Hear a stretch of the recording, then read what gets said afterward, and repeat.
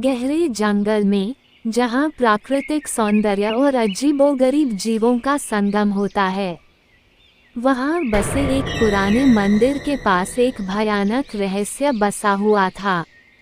वहाँ कहा जाता था कि एक विशाल एनाकोंडा, जिसकी लंबाई 30 फुट से भी ज्यादा थी, उस जंगल में निवास करता था। इसका नाम राज है। राज हंसमुख युवक जो हमेशा अपने दोस्तों की सुरक्षा का ख्याल रखता है। उसका नामकरण बड़े बृहस्पति या किसी आध्यात्मिक गुरु के नाम से हुआ है। इसका नाम सीमा है। सीमा एक साहसी लड़की थी, जो हमेशा अपनी शक्तियों पर भरोसा करती है। उसका नामकरण एक जाबाज स्त्री के नाम से हुआ है। इसका नाम कविता है। कविता बहुत समझदार और होशियार लड़की थी। कविता कभी भी कोई भी काम बिना सोचे समझे नहीं करती थी। समझदारी के मामले में कविता से बुद्धिमान कोई और नहीं था। और यह विजय है। विजय को कब कौन सी चीज कहाँ हो रही है, सब मालूम रहता है। अगर इसे सर्चमैन कहे तो कोई कहना गलत नहीं होगा। ये गूगल से ज्यादा सर्च करने में इसका इंटरेस्ट रहता है और जानकारी प्राप्त करने में लगा रहता है। फिर उसके बाद एक दिन एक जगह पर चारों दोस्त मिलते हैं। फिर सीमा विजय और कविता से कहती है, अरे यार कविता और विजय, चलो कहीं हम घूमने टहलने के लिए चलते हैं। हम चारों एक साथ सफर पर चलेंगे तो रास्ते में बड़े मजे आएंगे। चलो ना यार, देर मत करो। तुम सही कह रही हो यार, चलो हम सब घूमने के लिए जंगल की तरफ चलते हैं। उधर जंगल में जो पुराना मंदिर है, हम लोग उस मंदिर के पास चलेंगे मंदिर को देखने के लिए। हमने सुना है, लोग कहते हैं कि उस मंदिर में कोई रहस्य छुपा हुआ है। आज हम लोग चल के पता लगाएंगे कि उस पुराने मंदिर में ऐसा क्या है। ठीक है यार विजय, हम आज उस जंगल की तरफ चलते हैं जिसमें वो पुराना मंदिर है। एक दिन चारों दोस्त राज, सीमा, कविता और विजय जंगल के सफर पर निकले। उन्होंने अपनी कैंपिंग ग्राउंड को मंदिर के पास ठहराया। रात के समय जब सभा आगे बढ़ी तो वे एक दुर्गम आवाज सुने। धीरे धीरे वे आवाज की ओर बढ़े। अचानक एक बड़ा सांप उनके सामने आ गया। यह उनका बड़ा टेंशन बन गया। वे जानवरों के बारे में जानते थे, लेकिन एनाकोंडा का सामना करना थोड़ा डरावना था। राज ने बचाव के लिए एक बड़ी पेड़ के पीछे चले गए, जबकि सीमा ने अपने गोलियों को तैयार किया। एनाकोंडा धीरे धीरे उनकी ओर बढ़ रहा था और उसकी आंखों में भयानकता की झलक थी। बचाव का कोई रास्ता नहीं था। कविता इतना डरावना और भयानक एनाकोंडा देखकर बहुत डर और घबरा गई। कविता अपनी जिंदगी में कभी इतना डरावना और बड़ा एनाकोंडा नहीं देखा था। कविता बहुत देर से डरते डरते विजय से कहती है, विजय अब हम लोगों का क्या होगा? यह एनाकोंडा तो हमें अपना भोजन बनाकर निगल जाएगा और हम लोग कुछ कर नहीं पाएंगे। कुछ करो विजय, अभी मैं मरना नहीं चाहती हूँ।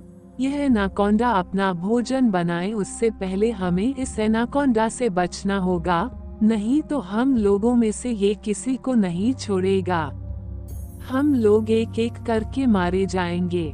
हाँ कविता, तुम सही कह रही हो। माना कि हम जानकारी में बहुत रुचि रखते हैं, लेकिन हमारे जानकारी में ऐसा खतरनाक एनाकोंडा सांप मैंने पहली बार देखा।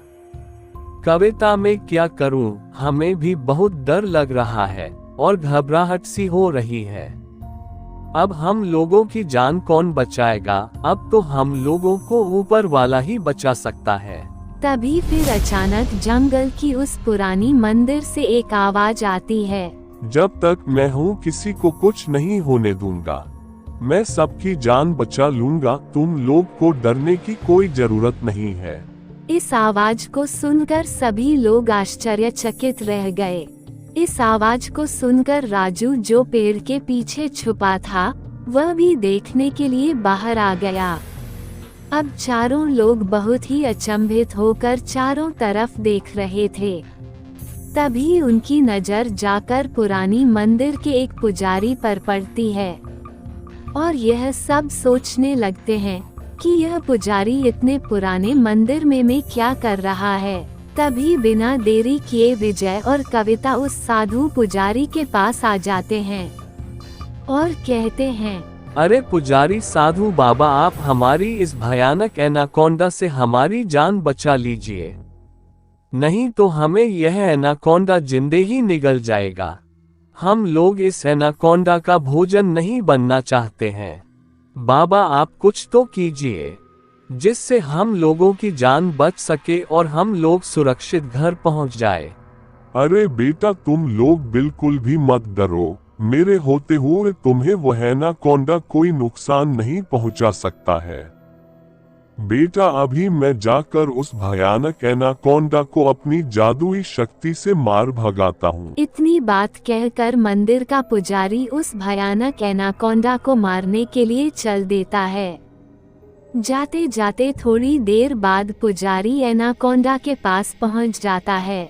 एनाकोंडा के पास पहुंचने के बाद पुजारी ने देखा कि एनाकोंडा वहीं पर बैठा हुआ है और वह बहुत गुस्से में लग रहा था। फिर पुजारी एनाकोंडा से कहता है, हे जंगल के प्राणी एनाकोंडा, तुम इन बच्चों को क्यों खाना चाहता है? तू यहाँ से चला जा, मैं तुम्हें इन बच्चों को खाने नहीं दूंगा। उस पुजारी के बात का एनाकोंडा पर कोई प्रभाव नहीं पड़ता है और एनाकोंडा वहां से जाता भी नहीं है।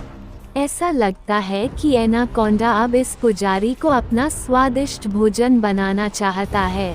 बहुत देर इंतजार करने के बाद फिर दोबारा पुजारी बाबा एनाकोंडा को गुस्से में समझाते हैं और एनाकोंडा से कहते हैं, जंगल के प्राणी एनाकोंडा, मैं तुमसे दोबारा कहता हूँ कि तू यहाँ से चला जा, नहीं तो मजबूरन हमें तुम्हें मारना पड़ेगा।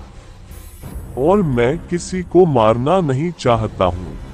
तुम्हें सजा देने पर हमें मजबूर मत करो। अब बहुत तेज से गुस्सा आ रहा है। तू यहाँ से जितना जल्दी हो सके चला जा, नहीं तो तुझे अपनी जान से हाथ धोना पड़ेगा। पुजारी बाबा की बात सुनकर एनाकोंडा बिना देर किए अपने असली रूप में आ जाता है। उसका असली रूप देखकर बाबा बहुत आश्चर्यचकित रह जाता है, क्योंकि एनाकोंडा एक ऐसा वैसा साधारण एनाकोंडा नहीं था। वह तो एक बहुत भयानक राक्षसी एनाकोंडा था। उस राक्षसी एनाकोंडा को देखकर पुजारी समझ जाता है कि तभी यह हमारी बात नहीं मान रहा था। फिर वह राक्षसी एनाकोंडा उस पुजारी को जवाब देता है, अरे पुजारी, तू क्या मुझे मारेगा? मैं तो इतनी विशाल और प्रबल हूँ। और कहाँ तू मेरे सामने एक चींटी की तरह है। मैं तुम्हें एक चुटकी में तुम्हारे जैसे 10 पुजारी को निकल जाऊंगी और तू तो हमारा बाल भी बांका नहीं कर पाएगा। हे पुजारी, अब तुम्हारा अंतिम समय आ गया है। मैं तुम्हें अपना एक लजीज भोजन बनाऊंगी और तुम्हें खाने में बहुत मजा आएगा। बहुत दिन हो गए हमने किसी को खाया नहीं है। आज तो इस पुजारी को खाने में बहुत बहुत मजा आने वाला है।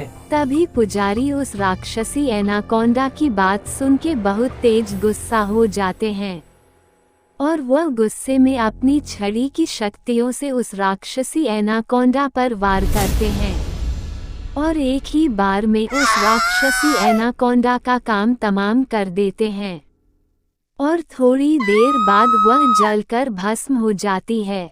पुजारी बाबा ने उस राक्षसी एनाकोंडा से चारों लोगों की जान बचा ली और इसलिए चारों लोग पुजारी बाबा को धन्यवाद कहते हैं। पुजारी बाबा से धन्यवाद कहने के बाद चारों लोग जंगल से सुरक्षित और खुशी खुशी अपने घर को लौट जाते हैं।